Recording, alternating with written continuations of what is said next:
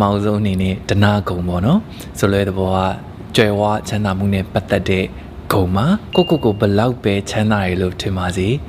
ကိုထက်ချမ်းသာတဲ့သူကအမြဲရှိသမျှပါဒီຢာတွေဒီပစ္စည်းဥစ္စာတွေဖြစ်တဲ့အတွက်မမြဲပါဘူးခင်ဗျာနောက်တော်တော်များများနဲ့ယဉ်နီးပြီးသားဂုံလေးတစ်ခုကတော့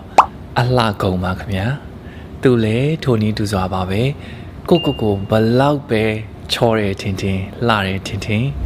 ကိုထက်ချောတဲ့လှတဲ့သူတွေအများကြီးရှိပါတယ်ကိုဘလို့ပဲလှနေကိုရဲ့ကြည်တဲ့သူရဲ့မျက်လုံးထဲမှာကိုကလည်းလှနေခြင်းမှလှနေမှာပါခင်ဗျာဒါဒီလေမြဲတဲ့အရာတခုမဟုတ်ပါဘူးအချိန်တန်ကျွန်တော်တို့အားလုံး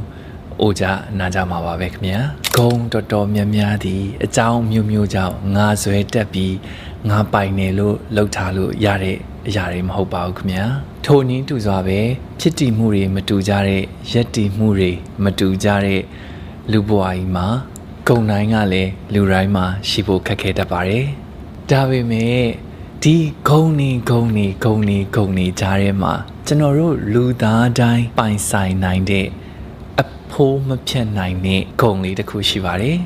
အဲ့ဒါကိုရိုးဂုံလို့ခေါ်ပါတယ်ခင်ဗျာကို့အတွက်တင်မဟုတ်ဘဲနဲ့ကို့ဘေးပတ်ဝန်းကျင်အတိုင်းဝိုင်းအတွက်ပါတကယ်ကိုတန်မိုးမဖြတ်နိုင်တဲ့ယတနာတစ်ပါးပါကိုယ့်ရဲ့ဖြစ်တည်မှုအတိုင်းနေထိုင်နိုင်သွားလာနိုင်ပြောဆိုနိုင်ဆက်ဆံနိုင်တဲ့ဂုံရည်ဟာရွှေတွေငွေတွေပိုင်ဆိုင်မှုတွေနဲ့လုပ်ယူဝယ်ယူလို့ရတဲ့အရာတခုမဟုတ်ပါဘူးခင်ဗျာနေ့စဉ်ဘဝမှာတပါးသူအပေါ်ကိုယ့်ရဲ့တကယ်ကိုရင်ထဲရလာတဲ့စေတနာအပြည့်ဂရုဏာအပြည့်မူရိတာအပြည့်နဲ့ဆက်ဆံလိုက်တာက